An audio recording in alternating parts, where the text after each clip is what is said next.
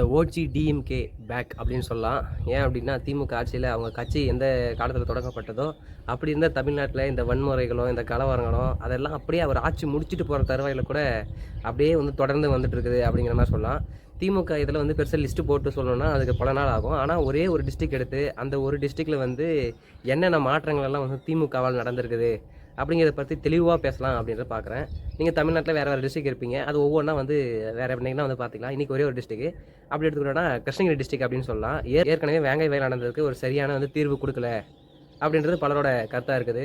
எவன் வந்து கம்ப்ளைண்ட் கொடுத்தாலும் அந்த சமூக மக்கள் மேலே வந்து பழியை தூக்கி போட்டு கேஸை முடிச்சிட்டானுங்க அப்படிங்கிற ஒரு கருத்து மக்களுக்கு அது ஏற்கக்கூடியதாக இல்லை அப்படிங்கிற மாதிரி போயிட்டுருக்கு. இந்த சமயத்தில் வந்து இன்றைக்கி ஊத்தங்கரையில், கிருஷ்ணகிரி மாவட்டம் ஊத்தங்கரையில் வந்து பார்த்தோன்னா திமுக காரங்க ஒரு கிராம மக்கள் வந்து ஓட்டு போடல அப்படின்றதுக்காக அந்த ஊர் சேர்ந்த பஞ்சாயத்து தலைவர் வந்து என்ன பண்ணியிருக்காருன்னா, அந்த மக்கள் குடிக்க வச்சிருக்கிற அந்த தண்ணி தொட்டியை வந்து பைப்பெல்லாம் ஒரு 2 திமுக அடிதடி இளம் திமுகவினர் போயிட்டு அடித்து பைப்பெல்லாம் உடச்சிருக்கானுங்க. தண்ணியெல்லாம் பிடிங்கிட்டு போகுது.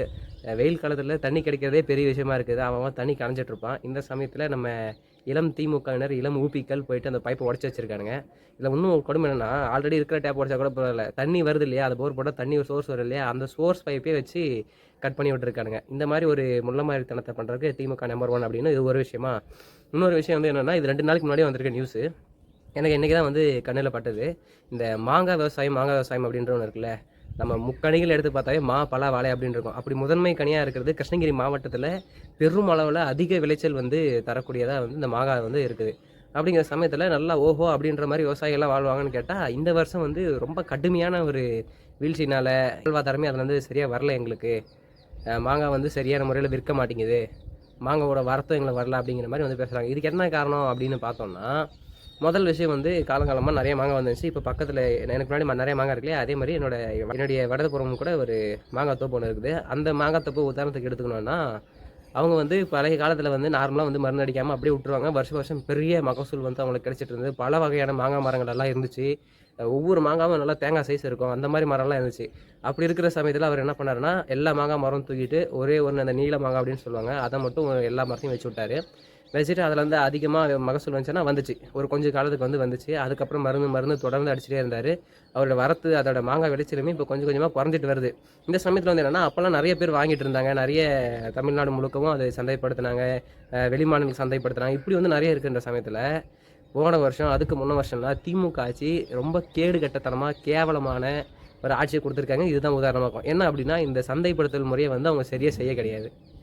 வேறு எங்கேயோ வந்து மாங்காயெல்லாம் வந்து வாங்கி சந்தைப்படுத்துகிறாங்க. ஏற்றுமதி வந்து சரியாக பண்ண முடியல, அதுக்கு சரியான விலை வைக்க முடியல, அதுக்கு சரியான ஒரு மருந்து கூட சரியாக கிடைக்க மாட்டேங்குது. அப்படி எதுவுமே எங்களால் பண்ண முடியல, மாங்காய் விவசாயமே எங்களால் பண்ண முடியல அப்படின்றதுனால போச்சம்பள்ளியில் இருக்கிற ஒரு மாங்காய் விவசாயி வந்து அவர் இருக்கிற ஒரு 150 மரங்களை வந்து வெட்டி, மாங்காய் மரத்தை வெட்டி, நான் வேறு ஒரு பயிர் செய்து நான் பொழைச்சிக்கிறேன், வேளாண்மை செய்து பொழைச்சிக்கிறேன் அப்படின்ற ஒரு முடிவு எடுத்திருக்காங்க. இது ஒரு இடத்துல கிடையாது, பல இடத்துல எடுத்த முடிவு தான். ஒரே ஒரு காணொலி மட்டும் தான் உங்களோட கண்ணில் பட்டிருக்குது. நிறைய இடத்துல வந்து மாங்காய் மரங்களால் எந்த ஒரு பயனும் இல்லை அப்படிங்கிற நிலைமைக்கு போயிட்டாங்க.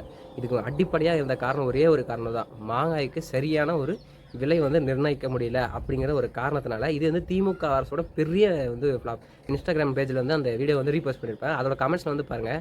அது யாரை வந்து முக்கியமாக காரணம்னா, நம்ம திமுகவோட மதியழகன் சொல்லிட்டு பர்கூரில் வந்து சட்டமன்ற தொகுதியில் வந்து அமைச்சராக இருந்திருப்பார்.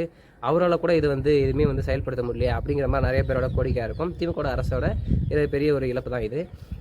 அடுத்து என்ன அப்படின்னு பார்த்தா, இந்த இயற்கை வளம் கொள்ளை, கனிம வளம் கொள்ளை அப்படிங்கிற ஒரு டாபிக். அந்த டாப்பிக்கில் வந்து என்னென்னா, மதுரையில் வந்து இயற்கை வளம் வந்து கொள்ளை போகுது அப்படின்னு தட்டி கேட்க போன சில இளைஞர்களை அடி சர மாதிரியான அடித்து மண்டையில் ரத்தம் விழுகிற அளவுக்கு வந்து பண்ணியிருக்காங்க. எனக்கு தெரிஞ்ச வரைக்கும் அது 99% திமுகவினராக இருக்க தான் வாய்ப்பு இருக்குது. ஏன்னா இதுக்கு முன்னாடியே கனிம வள கொள்ளைகள் எல்லாம் கேட்க போனேன். நாம் தமிழர் கட்சியில் சேவியர் குமார் அப்படின்ற ஒருத்தரையும் கொண்டு இருக்காங்க.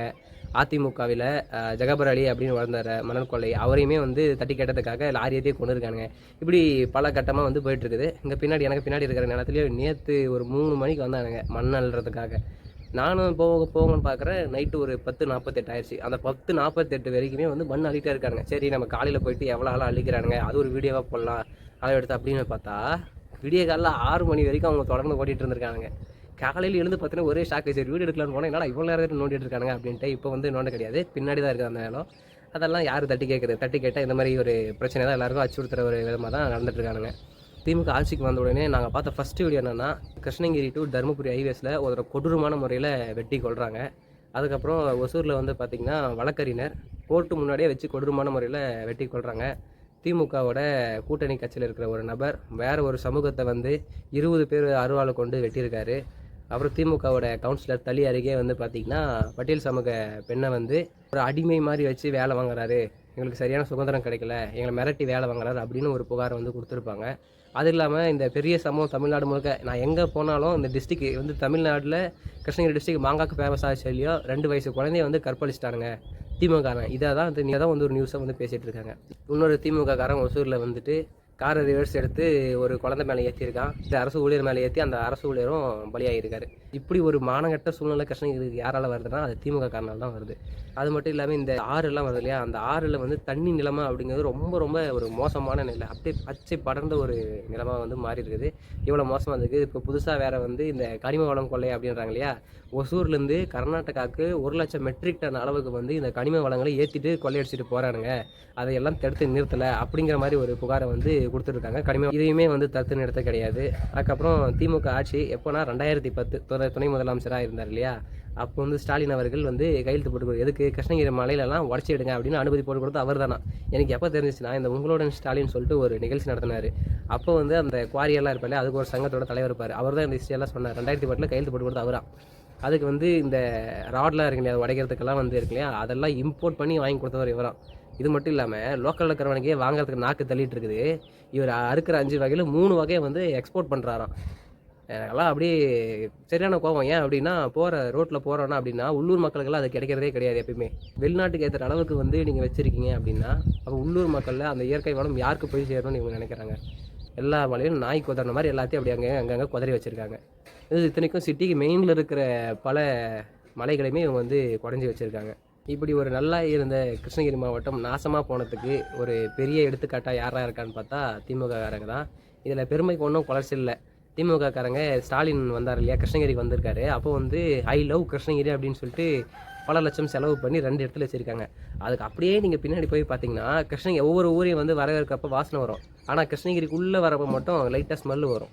ஐ லவ் கிருஷ்ணகிரின்னு போட்டு பின்னாடியே குப்பை, ஏகப்பட்ட குப்பை. அந்த குப்பையை சீரமைக்க கிடையாது, தண்ணியும் ஒழுங்காக பண்ண கிடையாது, பட்டா தரனாங்க பட்டா பாதி பேருக்கு தரவே கிடையாது. இப்படி எதை எடுத்தாலும் அதில் ஒரு முட்டுக்கட்டும் போட்டு மக்களுக்கு ஒரு சரியான ஒரு தீர்வு கொடுக்காது தான் இந்த திமுக ஆட்சி. கிருஷ்ணகிரி மாவட்டம் இந்த அளவுக்கு ஒரு மோசமான நிலை போனதுக்கு காரணமே திமுக தான்.